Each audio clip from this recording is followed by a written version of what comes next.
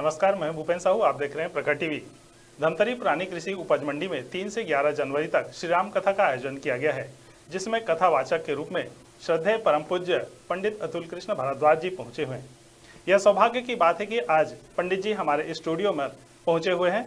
पंडित जी, बहुत बहुत प्रणाम आपको। जी, अभिनंदन, स्वागत बहुत है। बहुत शुभकामनाएं। सबसे पहला सवाल तो मैं ये जानना चाहूंगा कि आपकी शिक्षा दीक्षा कहाँ हुई, और जहाँ तक मुझे ज्ञात है कि आप हाईली क्वालिफाइड हैं और पत्रकारिता में भी कोर्स किए, इसके बाद भी आपने नौकरी और व्यवसाय को न चुन करके एक कथा को कैसे चुना आपने? जी, सबसे पहले मैं प्रखर टीवी के सभी दर्शकों को और आप सभी जो कार्यकारी हैं यहाँ के, उन सबको बहुत शुभकामनाएं देता हूँ और सभी को अभिनंदन करता हूँ। दूसरे जो आपने प्रश्न पूछा मेरी शिक्षा दीक्षा का, तो पढ़ाई तो मेरी साइंस माध्यम से ऑर्गेनिक केमिस्ट्री से एमएससी हुई और उसके पश्चात मैं दिल्ली आया आईएएस की तैयारी करने के लिए। उसी समय जेएनयू कैंपस में Indian institute of mass communication, जो सूचना प्रसारण मंत्रालय का है, उसमें एडमिशन भी ले लिया और उससे हिंदी पत्रकारिता में मैंने पीजीबी किया। उधर तैयारी भी करता रहा, लेकिन उसके बाद एक संत मिले और उन्होंने धर्म की ओर मोड़ा। कल मैं अपनी कथा में भी सुना रहा था कि उन्होंने मुझसे पूछा, दीपक अच्छा होता है कि पारस पत्थर? तो मैंने कहा दीपक अच्छा होता है। बोले क्यों? पारस तो सोना बना सकता है। मैंने कहा लेकिन वो नया पारस नहीं बना सकता। दीपक एक दीपक हजारों दीपक जला सकता है। तो फिर उन्होंने कहा फिर आप ज्ञान के क्षेत्र में आइए, आप पारस क्यों बनना चाहते हैं, दीपक बनिए। तो फिर मैं धर्म के क्षेत्र में आया और बड़ा आनंद है। पिछले 25 साल से मैं लगातार पूरे देश में विदेशों में कथाएं करता हूं। अब तक लगभग 600 कथाएं मेरी पूरे देश विदेश में हो चुकी हैं। श्री राम कथा की भागवत कथा भी? दोनों करते हैं और छत्तीसगढ़ में लगभग सब और सभी दिशाओं में कथाएं हो चुकी हैं। हमारे साथ प्रखर समाचार के संपादक मेघराज ठाकुर जी भी हैं, वो भी कुछ सवाल करेंगे। महाराज जी, वर्तमान समय जो धर्म का व्यवसायीकरण कितना घातक है, जो व्यवसायीकरण हो रहा है कितना घातक है? धर्म तो धारण करने की वस्तु है और जो आप व्यवसायीकरण जिस संदर्भ में ले रहे हैं वो वास्तव में धार्मिक क्रियाएं जो दिखाई पड़ रही हैं, क्योंकि धर्म का तो मतलब है आत्मानि प्रतिकूलानि परेशान न समाचरे। हम लोग सनातन धर्म के लोग हैं। सनातन धर्म माने जो सबके अंदर एक आत्मा को देखता है, एक ही ब्रह्म को सबके अंदर देखता है। ईशावास्यमिदं सर्वम, सीए राम में सब जग जानी। तो सबके अंदर जब हम ईश्वर को देखते हैं तो उनके साथ व्यवहार हमारा कैसा हो? तो प्राणियों में सद्भावना हो और विश्व का कल्याण हो, ये धर्म है। लेकिन व्यवसायीकरण माने कुछ जो रिलीजन है, जो पूजा पद्धतियां हैं, उनमें जब कोई व्यक्ति व्यवसाय करता है तो उसको व्यवसायीकरण कहा जाता है। तो व्यवसाय में कोई दिक्कत नहीं है। जैसे आप पंडित जी को सत्यनारायण की कथा कहने बुलाते हैं, उन्हें कुछ ना कुछ देकर विदा करते हैं, वही उनकी आजीविका है। जैसे आप मीडिया हाउस चला रहे हैं तो आप भी जो चला रहे हैं उसमें कुछ ना कुछ आपकी अपेक्षा होती है, तभी आप करते हैं। इस संसार में कोई पलक भी नहीं झपकाता बिना प्रयोजन के। अगर एजेंडा ना हो तो पलक भी आप ना झपकाएं। जो भी हम कर रहे हैं वो कुछ ना कुछ प्राप्त करने के लिए कर रहे हैं। कोई यश प्राप्ति को कर रहा है तो कोई पुण्य प्राप्ति को कर रहा है तो कोई, लेकिन इसमें लोभ खतरनाक है। मैं आपकी बात को आगे बढ़ाते हुए ठाकुर साहब, व्यवसाय में कोई दिक्कत नहीं है, सबका कोई ना कोई व्यवसाय है, लेकिन इसमें लोभ की जो प्रवृत्ति आ जाती है वो मनुष्य को अंधा कर देती है। रामायण की चौपाई है, लोभ ना अंध कीन के ही और को जग काम न चाव न जेही। लाभ तो सबको चाहिए, क्योंकि 2 रोटी सबको खानी है। एक किसान दाना बोता है तो इसलिए बोता है कि उसमें 1000 दाने निकलेंगे धान की बाली में, मक्का के भुट्टे में। लेकिन उसमें लोभ आ जाए तो फिर वही गांव से दूध ला के शहर में बेचता है, मान लीजिए 20 रुपए लीटर का लाभ लेता है, तो उसमें कोई दिक्कत नहीं। लेकिन अगर उसको सिंथेटिक बना दे, लोगों के लिए जहरीला कर दे, वो लोभ हो गया। मिलावट कर दी तो लोभ हो गया। उसी प्रकार धार्मिक क्षेत्र में भी बहुत सारे लोभी लोग घुस गए हैं और वो उनके लोभ के कारण कई बार ये जो अपयश होता है, या जो आपको ये प्रश्न पूछना पड़ा मुझसे, ये वो लोभ के कारण होता है। जी, महाराज जी, इसमें एक विशेष सवाल था कि व्यवसायीकरण से तात्पर्य ये भी था कि आज जो कथा भागवत हम कराते हैं उसमें काफ़ी कुछ खर्च आ जाता है, तो एक सामान्य व्यक्ति इसकी हिम्मत नहीं कर पाता है कि मैं, उसकी इच्छा है कि पंडित जी को बुलाऊं, तो वो इतना खर्च अफोर्ड नहीं कर पाता है। ऐसे सामान्य व्यक्ति भी कथा कराता है, कथा में कहीं कोई ऐसी दिक्कत नहीं है। आपकी प्रॉब्लम ये है कि जिस स्तर की आप कथा कराना चाहते हैं, जैसे आप एक शादी करते हैं तो शादी में एक प्रत्येक व्यक्ति की जीवन में एक बार व्यक्ति शादी करता है, तो वो चाहता है कि कितना मेरा भव्य आयोजन हो। अभी आपने देखा अंबानी जी की यहाँ शादी हुई, उन्होंने विदेशी गायक को बुलाया जो केवल कुछ घंटे को आया और 70 करोड़ रुपए की फीस ले गया। अब चूंकि वो अंबानी है, अब उनकी नकल क्या होता है कि गीता का एक श्लोक है, यज्ञदा चरति श्रेष्ठा तत्व देवे तरोजना यत् प्रमाणम कुरुते लोकस्तदनुवर्तते। सब लोग फिर उन्हीं की नकल करते हैं क्योंकि संस्कार ऊपर से नीचे आता है, तो फिर लोग अपनी अपनी क्षमता के अनुसार बुलाएंगे। कोई 70 वाला नहीं बुलाएगा, कोई 50 वाला बुलाएगा, कोई हो सकता है कि 7,000 वाला बुलाए, गाँव का कोई गायक बुला ले। तो ये तो आप पर निर्भर है। अगर आपको कथा करानी हो तो निशुल्क भी कथा हो सकती है, जिसमें ₹1.25 भी आप दक्षिणा देंगे तो वो उसमें भी कथा होगी। लेकिन उसमें आपको तय करना चाहिए ना कि हम सादा तरीके से कराएंगे, हम अपने घर में कराएंगे, अपने मंदिर में कराएंगे। आप ये दिखावा जो करते हैं, खर्चा तो इसमें होता है। किसने आपसे कहा कि आप भंडारा करिए? किसने आपसे कहा कि आप इतना भव्य पंडाल लगाइए 10-10 लाख रुपए का? आप बढ़िया आम के बगीचे में कराइए। इतने सारे छत्तीसगढ़ में बाग हैं, बगीचे हैं, इतने सुंदर पेड़ हैं, आप बटवृक्ष के नीचे क्यों नहीं रखते? रात में कथा कराइए, मंदिरों के बरामदे हैं, सामने मैदान है, आराम से लोग बैठे, आराम से सुने। जब रात में लोग शादियों में 12 बजे तक रह सकते हैं तो कथा में नहीं रह सकते। तो ये तो हमारे सोचने के ऊपर है भाई साहब। इसमें पंडितों का दोष नहीं है, इसमें यजमान का चूंकि व्यक्तिगत अहंकार जुड़ा होता है, व्यक्तिगत प्रतिष्ठा का विषय जुड़ा होता है, इसलिए वो सोचता है कि समाज में मेरी प्रतिष्ठा के नाते मैं खर्च करूं। और वो बड़ा जब खर्च कर देता है तो छोटे लोग बेचारे परेशान हो जाते हैं। अब अंबानी ने 70 करोड़ रुपए देके उसे बुला लिया गायक को। अब बताओ कौन बुला लेगा इतना महंगा गायक? तो बाकी सबको इंफीरियरिटी फील होगी कि नहीं होगी? तो गायक का तो दोष नहीं है भाई, उसने तो नहीं कहा कि आप मुझे बुलाओ, उसकी उतनी फीस है, आप मत बुलाओ। अब आप अपनी फिल्म में अगर अमिताभ बच्चन को ही कलाकार बनाओगे तो भैया फीस तो आपको देनी पड़ेगी, नहीं तो सामान्य व्यक्ति को कलाकार बना लीजिए। महाराज जी, जीवन में उन्नति के लिए अध्यात्म कितना जरूरी हो जाता है? अध्यात्म आपको मर्यादित रखता है। उन्नति तो करें और उन्नति करने में राक्षस हो जाए, मान लीजिए जैसे रावण ने बहुत उन्नति की, सोने की लंका बनाई, लेकिन मन तो राक्षस हो गया। क्यों हो गया? क्योंकि पराई नारी पराये धन पर बुरी दृष्टि। लेकिन अध्यात्म क्या सिखाता है कि भैया जो आप कर्म करोगे उसका फल भोगना पड़ेगा। तो जब आपको कर्म का फल भोगना है, ये आपको ध्यान रहेगा, तो फिर कर्म भी आप सावधानी से करोगे, वो आपको राक्षस बनने से बचा लेगा, अर्थात आपको खराब रास्ते पर बढ़ने से बचाएगा। आप अच्छे मार्ग की ओर बढ़ेंगे। अध्यात्म सिखाएगा कि शुभ कर्म करोगे तो पुण्य बनेंगे, खराब कर्म करोगे तो पाप बनेंगे। पाप का फल होगा दुख और पुण्य का फल होगा सुख। अब आप मुझे बताइए कौन आदमी दुख चाहता है? सब सुख ही चाहते हैं, इसलिए पुण्य करें, इसलिए अध्यात्म आवश्यक है। महाराज जी, धर्मांतरण पर रोक के लिए कठोर कानून की मांग की जाए, इस पर आपका क्या कहना है? कठोर कानून भी बने, लेकिन धर्मांतरण असल में सरकारों के विषय नहीं है, क्योंकि ये लोकतंत्र है, ये समाज का विषय है। हम लोग जो धर्म की रोटी खा रहे हैं हमारा विषय है। हमारे देश में हम गाली दें दूसरे को कि आके धर्मांतरण कर रहे हैं। आप देखिए कि 20,000 किलोमीटर दूर से आके आदमी आपके यहाँ काम कर रहा है, उन्होंने अपने चर्च खड़े किए, उन्होंने अपने धर्मस्थल खड़े किए। आप क्या कर रहे थे? आप तो यहीं बैठे थे, आप खाली अपनी पूजा कराते रहेंगे, आप मेहनत नहीं करेंगे।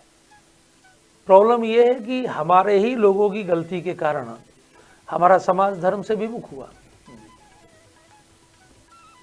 तो जहां जहां लोग नहीं गए, जहां जहां लोगों ने जागृति नहीं की, वहां वहां समाज की भावना कमजोर हो गई और समाज उधर चला गया।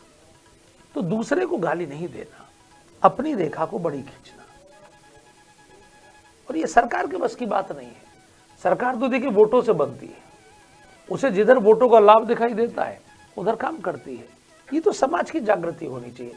आपसे कभी इस्लाम वाले कहते हैं कि कानून बनाइए? कभी नहीं कहते। उन्होंने अपने लोगों को इतना संस्कारित करके रखा है, उनके एक भी बच्चे को आप इधर उधर करके दिखा दीजिए, क्योंकि वो बचपन से अपने बच्चों को संस्कारित करते हैं। हम अपने बच्चों को बचपन से संस्कारित नहीं करते, हम केवल उन्हें बचपन से एक ही चीज सिखाते हैं कि बेटा अच्छे पढ़ो और अच्छा कमाओ। अब इस चक्कर में वो अमेरिका चले जाते हैं, वो अपने माँ बाप को भी फिर नहीं ले जाते। माँ बाप पूछते हैं भाई हमारी सेवा क्यों नहीं कर रहे? बोले आपने यही तो सिखाया था, अच्छे पढ़ो अच्छा कमाओ। अच्छा हम कमा रहे हैं। तो संस्कार जो है वो अगर नहीं सिखाएंगे तो संस्कार सिखाने का दायित्व तो किसका है? ठाकुर साहब अब आप कहेंगे अकेले मेरे पास तो टेंडर नहीं है। देखिए आप भी सरस्वती पुत्र हैं, क्योंकि मीडिया माने सरस्वती की कृपा।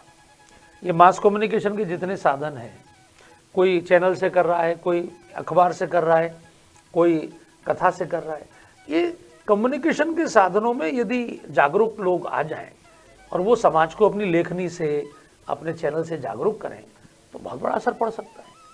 महाराज जी अभी कहा कि लोग पढ़ लिख के अमेरिका चले जाते हैं, विदेश चले जाते हैं, परिवार विघटन की ओर जा रहा है, इसके लिए कौन दोषी है? परिवार विघटन की ओर जा रहा है, इसके लिए हमारा स्वार्थ दोषी है। हम प्रेम को नहीं समझ पाए। वास्तव में प्रेम का अर्थ होता है तत् सुखात सुखित्वम। जिनको मैं प्रेम करता हूं मैं उनको कितना सुख प्रदान करूं। और होड़ क्या हो गई? होड़ ये हो गई कि मुझे कितना सुख मिले। आदमी हिसाब किताब करने लगा कि मैंने इतना किया तो इन्होंने मेरे लिए कितना किया। तो जब आपके अंदर ये भावना आ जाएगी कि मैंने इनके लिए इतना किया तो इन्होंने मेरे लिए कितना किया, तो फिर वो प्रेम नहीं बचा, वो तो बिजनेस हो गया। अब कोई माँ अपने बच्चों को पालती है तो वो क्या ये सोचती है कि मुझे इससे कितना सुख मिलेगा? वो स्वयं गीले में हो जाती है, बच्चे को सूखे में करती है, स्वयं भूखी रह के बच्चे का पेट भरती है, वो क्योंकि बच्चे को प्रेम करती है। तो परिवार में भी यदि सब लोग एक दूसरे को सुख देने की कोशिश करेंगे, अभी देखिए जो नए नए रिश्ते टूट रहे हैं, तलाक हो रहे हैं, ब्रेकअप हो रहे हैं, ये केवल इसलिए कि तुमने मुझे कितना दिया मैंने।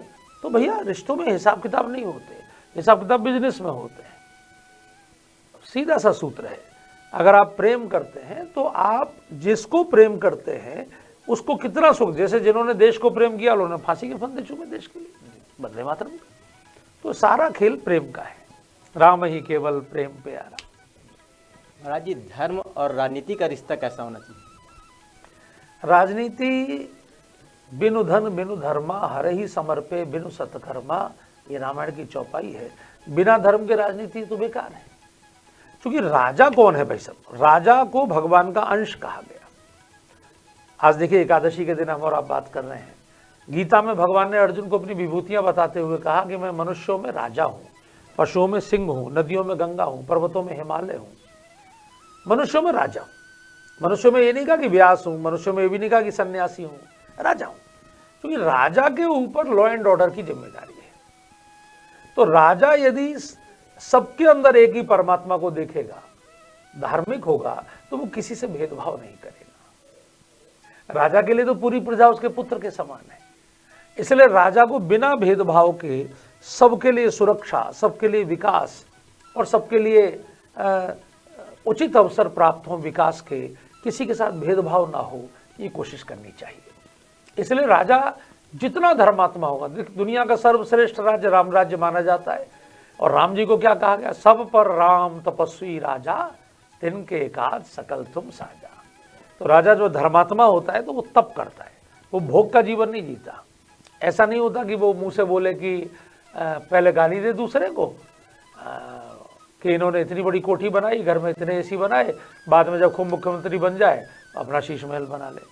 तो ऐसी भाषण फिर काम नहीं करते, फिर पर उपदेश कुशल बहुतरे हो जाता है। राजा को तपस्वी होना चाहिए। महाराज जी अभी हाल में मोहन भागवत में मंदिरों के जो राजनीतिकरण हो रहे हैं, मंदिरों का एक बयान दिया था कि मंदिरों का राजनीतिकरण, उसके संबंध में आपका क्या कहना है? उन्होंने मंदिरों का राजनीतिकरण नहीं कहा, मैंने उनके भाषण को सुना। उन्होंने कहा कि जो लोग मंदिर के नाम पर अपनी राजनीति चमकाना चाहते हैं वो लोग कृपया ऐसा ना करें। हर गांव में, हर कस्बे में उन्होंने कहा कुछ ऐसे हमारे जो पूज्य स्थान है केवल उन पर हम कार्रवाई करेंगे, उनका लिए आंदोलन करेंगे। तो जो मान लीजिए जैसे किसी एक क्षेत्र में, जैसे आपका छत्तीसगढ़ है, यहाँ का कोई ऐसा प्रमुख स्थान हो जिसको कब्जा करके दूसरे धर्म के लोगों ने अपना बना लिया हो, तो पूरे छत्तीसगढ़ का जो सम्मान केंद्र हो, मान बिंदु हो, उसके लिए आंदोलन कर सकते हैं। लेकिन अब हर गांव में झगड़ा पैदा करें, हर गांव में वो करें, तो उससे फिर माहौल खराब होता है। तो चूंकि सरसंघ चालक हैं और वो हम सबके पूज्य हैं, वो समाज में शांति चाहते हैं, समाज में सौहार्द चाहते हैं, इसलिए उन्होंने बयान दिया। महाराज जी, दुनिया में सुखी कौन है? सुखी वो है जो संतुष्ट है, जो संतुष्ट है वो सुखी है। जब आवे संतोष धन तो सब धन दूर समान। लेकिन आज लोग संतुष्ट नहीं हो पाते किसी भी चीज से। नहीं, ऐसा नहीं है। जो समझदार लोग हैं वो खूब संतुष्ट रहते हैं और आनंद लेते हैं जीवन का, क्योंकि अपनी मर्जी से कहाँ अपने सफर के हम हैं, और रुख हवाओं का जिधर के है उधर के हम हैं। आपने तो तय नहीं किया होगा कि मुझे पत्रकार बनना है, मैंने भी तय नहीं किया था कि मुझे कथावाचक बनना है। परमात्मा जिसको जो बनाता है उसके लिए पहले से तय होता है। हमको जो भी काम मिला है, चाहे हम किसान हो, चाहे व्यापारी हो, मजदूर हो, चाहे नौकरी कर रहे हो, हमें जो पोजीशन मिली है उसमें हम सर्वश्रेष्ठ अपना प्रदर्शन करें और परमात्मा की सेवा मानकर ही उस कर्म को करें। जैसे कबीर कपड़ा बुनते थे तो मैं राम जी के लिए बुन रहा हूं, रविदास जी जूता बनाते थे तो मैं राम जी के लिए बना रहा हूं। मेरे ग्राहक ही मेरे राम है। परमात्मा को सब में देखना और उसी भाव से सेवा करना, ऐसा व्यक्ति सदैव संतुष्ट रहता है। इसलिए मन चंगा तो कटौती में गंगा होती है। महाराज जी, आजकल का जो जनरेशन है, हम कह सकते हैं, चाहे वो उम्र दराज कहें या युवा वर्ग कहें, क्षणिक आवेश में हत्या और आत्महत्या दोनों की ओर अग्रसर हो जाता है। वो जो विषयों का ध्यान करवाया जा रहा है, जैसे मोबाइल में पूरी दुनिया आ गई, लगातार मोबाइल में तरह तरह की चीज़ों के ऐड है, जिसमें आपकी रुचि होगी आप देखना शुरू करेंगे, बात भी करेंगे, गूगल आपकी बात को रिकॉर्ड कर रहा है, वो कंपनियों के पास आपका डाटा पहुंच जाता है, वैसे ही आपको ऐड दिखने लगते हैं। उससे आपके मन में तमाम तरह की कामनाएं उत्पन्न होना शुरू हो जाती हैं। तो भगवान ने गीता में कहा कि ध्यायतो विषयान पुंसा संगस्तेषु उपजायते संगात संजायते कामा कामात क्रोधो विजायते। आप जब किसी विषय का ध्यान करते हैं तो उसकी कामना होती है, कामना पूरी ना होने पर क्रोध आता है, और क्रोधात भवति सम्मोह। आपकी बुद्धि को वो इतना जकड़ लेता है, आप सब भूल जाते हैं कि क्या मेरे लिए डू एंड डोंट्स हैं, क्या मेरे लिए करणीय अकरणीय है, मेरी मर्यादाएं, मेरी कुल की परंपरा, मेरे मर्यादा कैसी होनी चाहिए। क्रोधात भवति सम्मोह, सम्मोहात स्मृति विभ्रमा, स्मृति भ्रंशात बुद्धिनाशो, बुद्धि का नाश हो जाता है और व्यक्ति पतन की ओर चला जाता है। तो ये जो लोग आत्महत्या कर रहे हैं, अब जैसे आपने देखा होगा कोटा में छोटे छोटे बच्चे आत्महत्या कर रहे हैं। 10वीं में पढ़ने वाला 11वीं में, अभी 12वीं पढ़ के गया है, क्योंकि उसके बाप ने, उसके माता पिता ने उसके सिर पर इतना कामना लाद दी कि तुझे इंजीनियर बनना है, तुझे IIT का एग्जाम क्रैक करना है। सबकी क्षमता नहीं होती भाई साहब। आप क्यों लाद रहे हैं अपने बच्चों के ऊपर महत्वाकांक्षाएं? आप उसे एक अच्छा मानव बनाइए, जो बनना होगा वो बन जाएगा। और वो उसके कारण वो बेचारा, उसकी बुद्धि भ्रमित हो जाती है, फिर वो डिप्रेशन में चला जाता है, फिर वो आत्महत्या कर लेता है। तो चाहे कोई हत्या करे चाहे आत्महत्या करे, वो करता तभी है जब वो उसका मन भ्रमित हो जाता है, और मन भ्रमित होकर वो पाप की ओर चला जाता है। महाराज जी, भगवान रामचंद्र ने वनवास काल में अधिकांश समय छत्तीसगढ़ में व्यतीत किए थे। तो मेरा ये सवाल है, जैसे कुंभ प्राधिकरण है, वैसे राम वन गमन पथ को विकसित करने के लिए अभिकरण या आयोग गठित किया जाना चाहिए क्या? प्राधिकरण देखिए, दंडकारण्य में किए, दंडकारण्य में छत्तीसगढ़ भी है, महाराष्ट्र भी है, मध्य प्रदेश भी है। आप राम वन गमन मार्ग को ठीक से देखेंगे तो उसका बड़ा हिस्सा मध्य प्रदेश में है, महाराष्ट्र में है और छत्तीसगढ़ में भी है। ये पूरी भूमि, ये तो अब हमने बांट ली, छत्तीसगढ़, मध्य प्रदेश, महाराष्ट्र, ये तो हमने अभी बांटे हैं ना। उससे पहले तो पूरी धरती सब एक ही थी, ऐसा राजनीतिक विभाजन नहीं था। तो भगवान वन में होते हुए जब गए हैं, पूरे देश में गए हैं, जगह जगह उनके विश्राम स्थल हैं। आपके यहाँ विश्रामपुरी है बगल में। तो वनगमन मार्ग को विकसित जितना किया जाएगा उतना केवल इस वनगमन मार्ग के लिए ना हो, बल्कि ऐसी जितनी भी हमारी धरोहरें हैं उन सबको विकसित करने के लिए अगर सरकार की पहल होगी तो राम की भावना बढ़ने से समाज में मर्यादा बढ़ेगी, अपराध कम हो जाएंगे, पराई नारी को लोग माँ के रूप में देखेंगे, पराई धन को मिट्टी के रूप में देखेंगे, भाइयों में प्रेम बढ़ेगा, माता पिता के प्रति आदर बढ़ेगा। राम का मतलब है संपूर्ण जीवन सत्यम शिवम सुंदरम होना। महाराज जी, हम आज का युवा जनरेशन में दो चीज़ हम देख रहे हैं। कुछ युवाओं को हम देख रहे हैं कि नशे की ओर जा कर के वो चाकूबाजी और ये सब चीज़ में, लेकिन वहीं आज कुछ जनरेशन ऐसे भी देखते हैं जो अध्यात्म की ओर जा रहे हैं। बाकायदा वो कथा स्थल पर पहुंचते हैं या केदारनाथ पहुंचते हैं, बद्रीनाथ पहुंचते हैं। तो ये मतलब किस प्रकार से लोगों के मन में है कि कुछ बहुत ज़्यादा नशे की ओर जा रहा है, कुछ जो है अध्यात्म की ओर भी आ रहे हैं, तो हम इनको कैसे देखें? ये दुनिया में दो प्रकार के लोग होते हैं। गुरु नानक देव ने कहा कि दुनिया के लोगों को दो भागों में बांटना हो तो एक गुरुमुखी और एक मनमुखी। गुरुमुखी माने जो बड़ों के कहने में चलें, शास्त्रों के कहने में चलें, ज्ञान के अनुसार चले, वो गुरुमुखी जीवन होता है। और मनमुखी माने आजकल जो गाना चलता है कि मैं चाहे ये करूं, मैं चाहे वो करूं, मेरी मर्जी। तो ये माँ बाप को सोचना चाहिए, हमारे लोगों को सोचना चाहिए कि मेरे बच्चे को मैं बचपन से कहीं ना कहीं ऐसी जगह जोड़ूं जहां से संस्कार मिले। अब आप संस्कार की जगह से जोड़ेंगे नहीं तो फिर बच्चा कहीं से तो सीखेगा, फिर कोई नशे वाला उसको सिखा देगा तो उससे सीख जाएगा।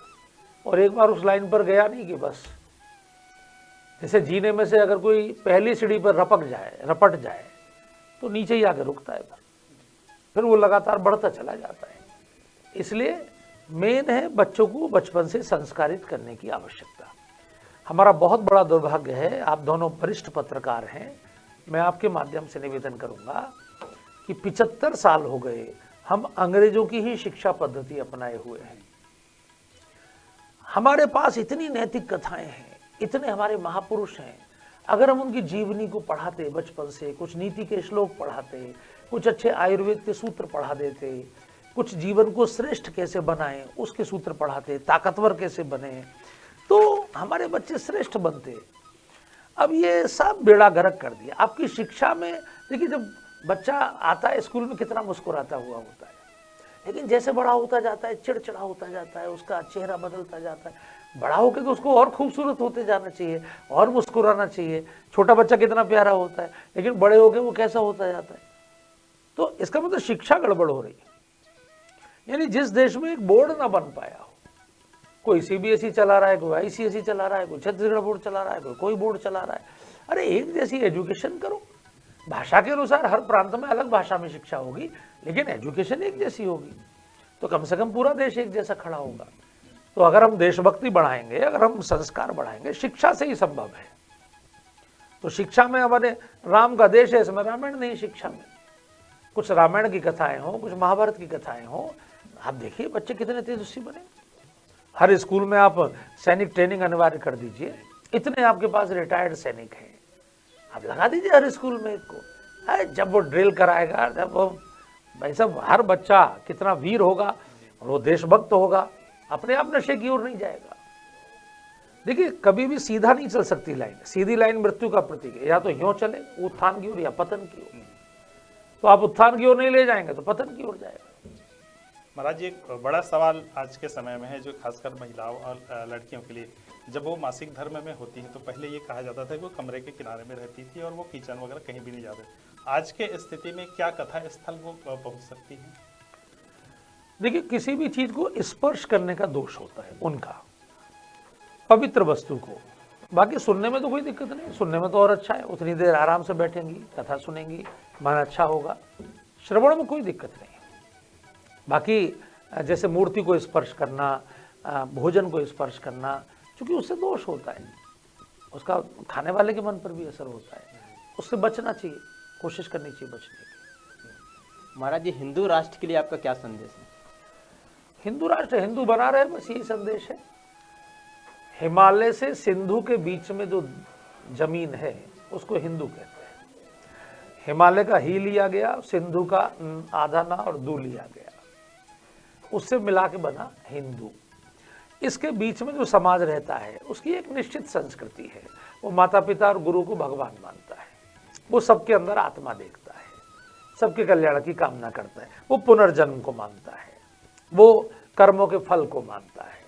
भले ही वो बौद्ध हो, जैन हो, सिख हो, ब्रह्म समाजी, आर्य समाजी, राधा स्वामी, कितने भी और हजारों संप्रदाय बनते जाएं, लेकिन ये जो समुद्र और हिमालय के बीच का समाज है, इसकी जो बेसिक कंसेप्ट हैं वो अपने निश्चित है ना।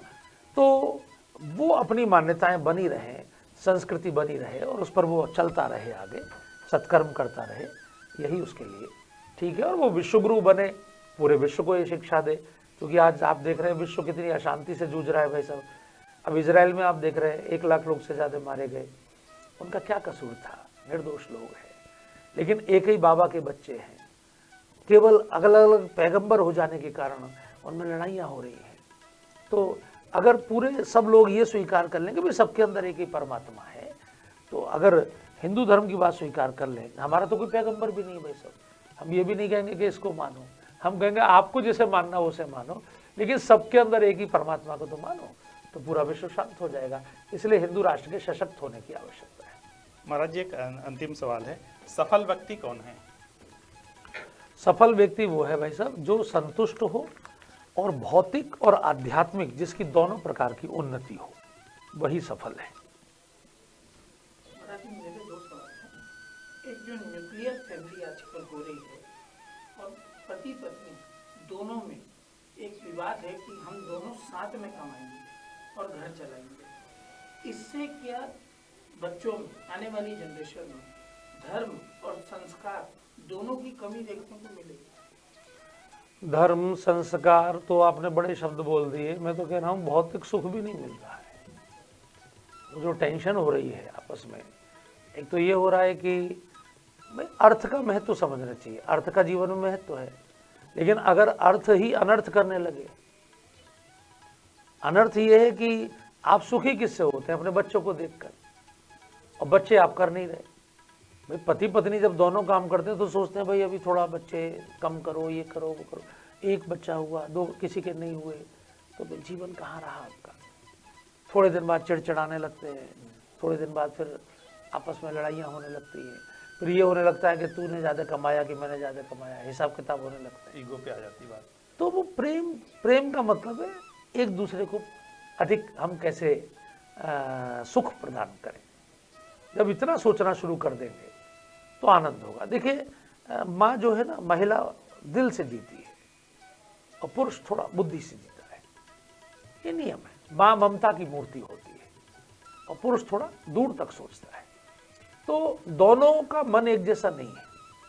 जैसे आप देखिए महिलाओं हमेशा बढ़िया वैसे कपड़े थोड़ी डिजाइन पसंद करती है, रंगोली माँ बनाती है, पुरुष कैसा भी पहन के चल देता है ना। जैसे आप साड़ी खरीदने जाएंगे 2 मिनट में खरीद लाएंगे, आपकी पत्नी साड़ी खरीदने जाएंगी 2 घंटे लगा देंगे, और साड़ी खरीदने वाला, साड़ी बेचने वाला फिर भी मुस्कुराता रहेगा, उसे पता है कि कितना धैर्य रखना आवश्यक है। तो आप दोनों को वर्तमान संस्कृति ने एक उस पर बना दिया कि दोनों एक है, एक नहीं है। माँ का स्थान बड़ा है। अगर कोई सन्यासी भी बन जाता है तो पिता सन्यासी के पैर छूता है, भले वो उसका पुत्र हो, लेकिन सन्यासी अपनी मां के पैर छूता है। मां का स्थान हमारे धर्म में, हमारे समाज में पिता से अधिक है, 100 गुना अधिक है। अब उसमें बराबरी की बात करना, ये तो उनको और छोटा करना है, और घर ठीक से चले ये महत्वपूर्ण है। और गुरु जी, कोविड के बाद से हम देख रहे हैं कि अचानक लोगों का वापस धर्म के प्रति, हिंदुओं का झुकाव वापस होने लगा। कोविड से पहले इतना नहीं होता था, कोविड के बाद मंदिरों के जीर्णोद्धार वापस शुरू हुए, लोगों ने घर में धर्म के बारे में वापस सुना, सब हुआ। उसके बाद भी, इतनी कथाओं के बाद भी हिंदुओं को एकत्रित करने में इतनी कठिनाइयों का सामना क्यों करना? अभी कम प्रयास है ना। कथा सुनने वाले शहर में कितने लोग होते हैं? आप कितनी भी अच्छे वक्ता को बुला लीजिए, 4-5 हजार लोग आएंगे, और आबादी कितनी है? धमतरी की आबादी कितनी है? 1 लाख के ऊपर। तो फिर अगर 1 लाख में 4000 लोग आ रहे हैं तो बाकी 96,000 का टेंडर किसके पास है? इसलिए मैं कह रहा हूं कि आप बड़े होकर किसी को नहीं संस्कारित कर सकते, वो बचपन में बीज डालना पड़ेगा। जब वो छोटा बच्चा है उसी समय हमारे आचार्यों का ये दायित्व बनता है, हमारी सरकारों का ये दायित्व बनता है कि एजुकेशन ऐसी हो जाए तो बचपन से ही संस्कारित हो जाए, तो सब अच्छा हो जाएगा। देखिए भगवान से प्रार्थना हो जाए, ठीक है। प्रखर टीवी के सभी लोगों को, सभी दर्शकों को और आप दोनों वरिष्ठ पत्रकारों को मैं सादर प्रणाम करता हूं। बहुत बहुत शुभकामनाएं। ये थे हमारे साथ पंडित अतुल कृष्ण भारद्वाज जी, जिन्होंने कहा कि किस प्रकार से व्यक्ति सुखी और सफल हो सकता है और हिंदू राष्ट्र के लिए क्या क्या प्रयास करना चाहिए, शिक्षा में बदलाव किस प्रकार से लानी चाहिए और बचपन से ही यदि बच्चों में हम संस्कार डालें तो वह आगे जाकर के कितना गुणवान हो सकता है। ये सारी बातें उन्होंने कही है। बाकी खबरों के लिए आप बने रहिए प्रखर टीवी के साथ।